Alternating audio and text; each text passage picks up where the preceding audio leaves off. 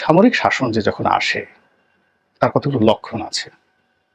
এরকম আমি কোনো দেশকে নিয়ে বলছি না, বাংলাদেশকে নিয়েও তো নাই। কিন্তু আপনি এই লক্ষণগুলো যখনই কোনো সমাজে যাকে বলা হয় গুরুত্বপূর্ণ হয়ে ওঠে, তখনই সামরিক শাসন অনিবার্য হয়ে পড়ে।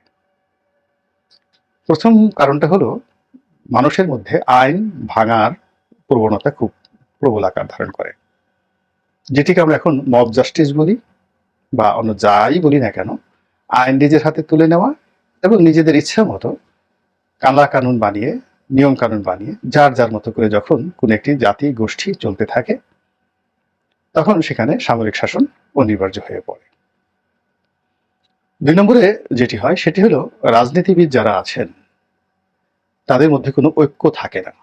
তারা পরস্পরের সাথে দ্বন্দ্ব করে, সংঘাত করে এবং তাদের মধ্যে কোনো বন্ধুত্ব থাকে না, কেউ কাউকে বিশ্বাস করে না এবং তারা সবাই সবার ধ্বংস কামনা করে। এরকম একটা যখন অনৈক্য রাজনীতিবিদদের মধ্যে চলে আসে, তখন সেখানে সামরিক শাসন অনিবার্য হয়ে পড়ে এবং সামরিক শাসন আসার জন্য একটা পরিবেশ পরিস্থিতি তৈরি হয়ে যায়।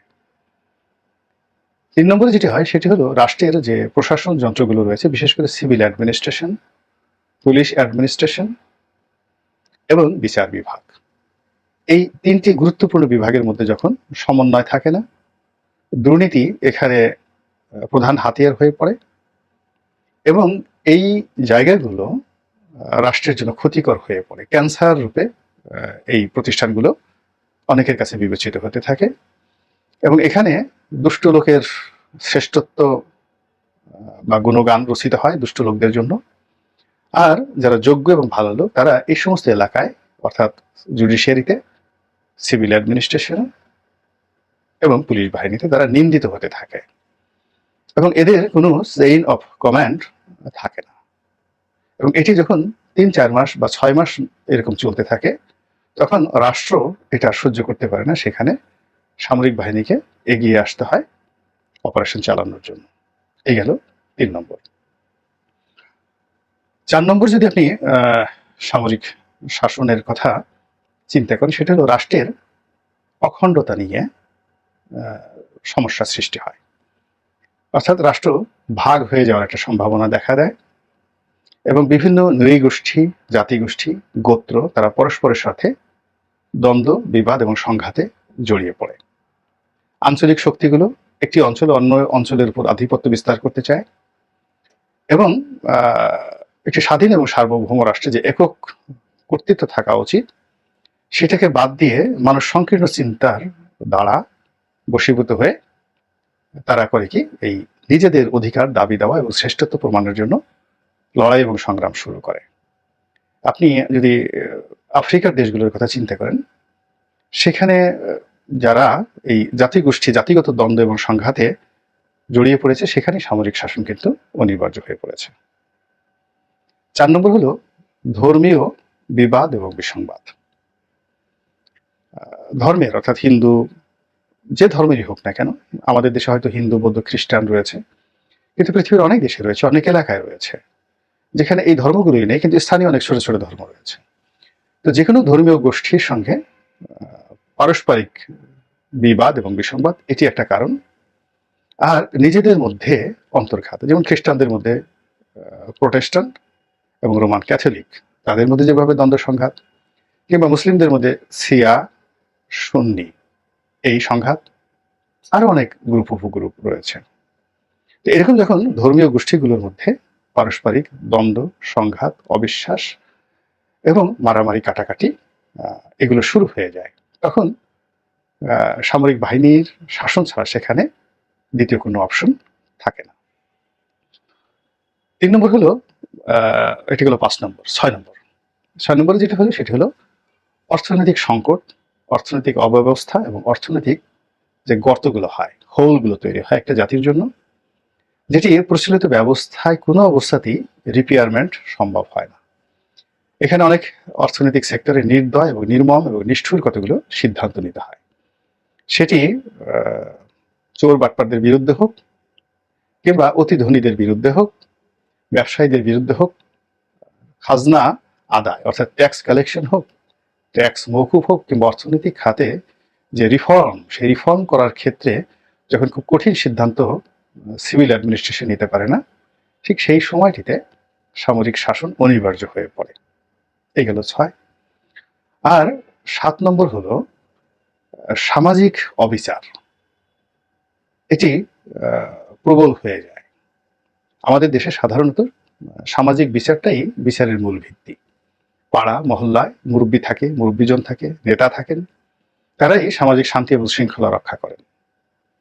এবং যে কোনো বিরোধ নিষ্পত্তিতে থানা, পুলিশ, প্রশাসনের আগে স্থানীয়ভাবে নিষ্পত্তি করার একটা সিস্টেম সারা দুনিয়াতেই থাকে। এই সিস্টেমটি যতদিন পর্যন্ত সচল থাকে ততদিন পর্যন্ত সামরিক শাসন কোথাও আসে না, কোনো দেশে আসে না। এখন এটিকে আপনি সামাজিক বন্ধন ধরেন, সামাজিক স্থিতিশীলতা বলেন, সামাজিক ন্যায় বিচার বলেন, কিংবা আর যাই বলেন না কেন, এই বিষয়টি একটি দেশ এবং রাষ্ট্রের জন্য সবচেয়ে সম্মানের, সবচেয়ে মর্যাদার এবং সবচেয়ে স্থিতিশীলতার প্রতীক। যখন এখানে অন্যায় এবং অবিচার প্রবল হয় এবং এখানে সাজানো বিচার ব্যবস্থা চালু হয়, মব জাস্টিস হয় এবং নিচু শ্রেণীর মানুষের হাতে বিচার করার ক্ষমতা চলে যায়, অর্থাৎ সমাজের মুরব্বী, জ্ঞানী, গুণী, শিক্ষিত সজ্জন এদেরকে বাদ দিয়ে টাউট, বাটপার, অল্প বয়স্ক, কচি কাচার যেখানে মেলা মিলে এবং তারা যেখানে মুরব্বীদের বিচার করে, দেখা গেল যে 5-6 পড়ে বালক বালিকারা, তারা 60 বছরের বৃদ্ধ এবং বৃদ্ধাকে বিচার করছে। এরকম ঘটনাগুলো আমি একটা উদাহরণ দিলাম। অথবা ধরুন একজন ইউনিভার্সিটির শিক্ষক, কলেজের শিক্ষক, তার বিচার করছেন রিক্সাওয়ালারা বসে। তো এরকম যখন বিসাদৃশ্য, অসামঞ্জস্যতা দেখা দেয়, যা কিনা মানুষের বিবেক এবং বুদ্ধিকে ভোঁতা করে দেয়, এইরকম যখন মব জাস্টিস হয় সমাজের প্রান্তিক লেভেলে, প্রতিটি স্তরে, তখন সামরিক শাসন ছাড়া আর কোনো বিকল্প থাকে না।